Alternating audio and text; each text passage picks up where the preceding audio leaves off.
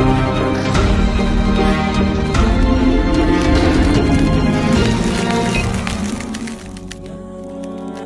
باللہ من الشیطان الرجیم، بسم اللہ الرحمن الرحیم۔ حیرت انگیز دنیا کے معزز ناظرین، السلام علیکم۔ ناظرین، نہ صرف ایتھیسٹ بلکہ مسلمان بھی یہ سوال پوچھتے رہتے ہیں کہ اللہ تعالیٰ مخلوق کو بنانے سے پہلے کیا کر رہے تھے۔ اس سے پہلے کہ آپ کسی مثبت حل کو تلاش کریں، پہلے یہ ضروری ہے کہ ہم ٹائم کو سمجھیں کہ وقت کیا ہے۔ عام طور پر ہمارا خیال یہ ہوتا ہے کہ وقت سب کے لیے ایک جیسا ہوتا ہے، لیکن ناظرین سائنس یہ کہتی ہے کہ وقت ہر شخص کے لیے مختلف ہوتا ہے۔ ناظرین، جو نظریہ آئنسٹائن نے ہمیں دیا ہے وہ وقت کی واضح تصویر ہمارے سامنے پیش کرتا ہے، جہاں ہر کسی کا اپنا ذاتی وقت ہوتا ہے جو کہ ہر کسی کے انفرادی عمل سے چلتا ہے۔ اچھی طرح سمجھنے کے لیے میں آپ کو ایک مثال دیتا ہوں۔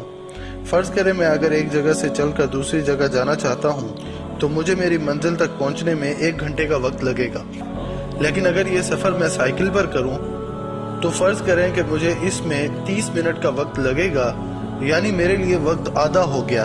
جس طرح میری سپیڈ بڑھتی جائے گی، اسی طرح میرے لیے وقت کی رفتار کم ہوتی جائے گی۔ چلیے ایک اور مثال سے سمجھنے کی کوشش کرتے ہیں۔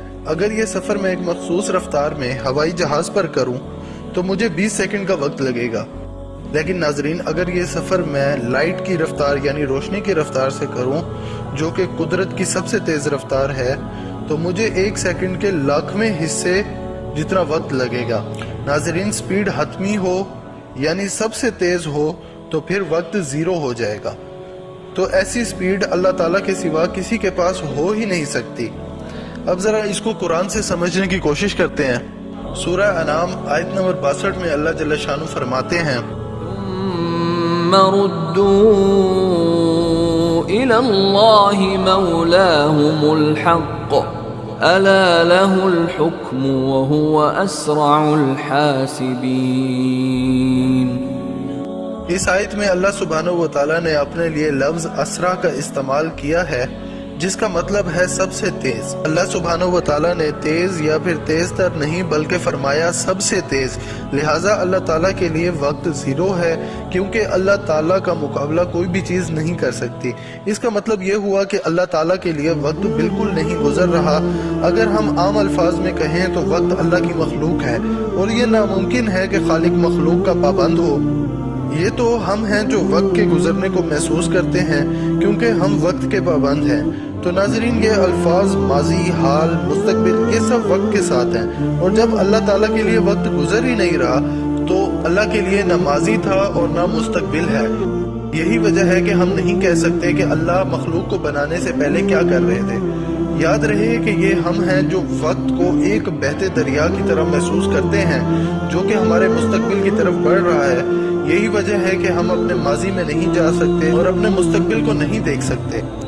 ہم اپنی روزمرہ کی زندگی میں یہ مشاہدہ کرتے ہیں کہ وقت ایک بہاؤ کی طرح گزر رہا ہے۔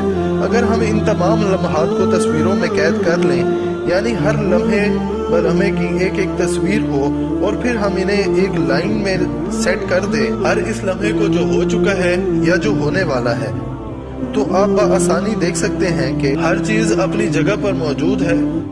ماضی نہیں گزرا اور مستقبل پہلے سے موجود ہے، ہمارے لیے نہیں بلکہ اللہ سبحانہ و تعالیٰ کے لیے، کیونکہ اللہ تعالیٰ کے لیے وقت رکا ہوا ہے۔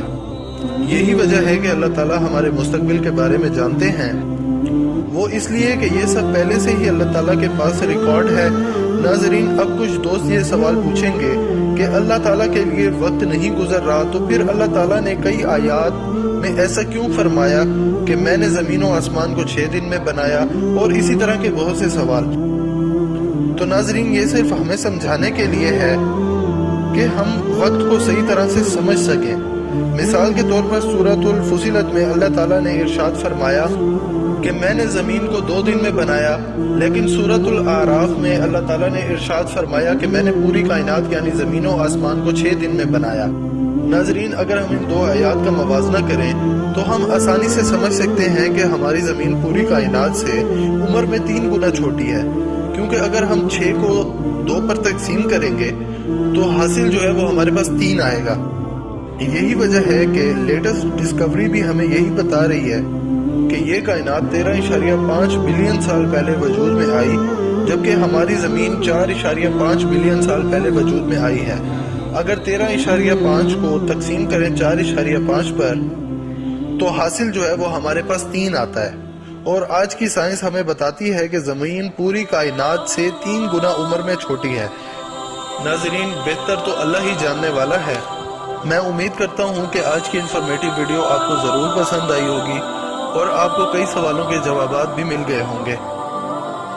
ہمارے چینل کو ضرور سبسکرائب کریں اور ساتھ موجود گھنٹی کے بٹن کو بھی دبا دیں، اور ہماری نئی ویڈیو آنے تک اپنے گرد و نواح کے لوگوں کا بہت بہت خیال رکھیں۔ حمزہ خان کو دیجیے اجازت۔ اللہ ہم سب کا حامی و ناصر۔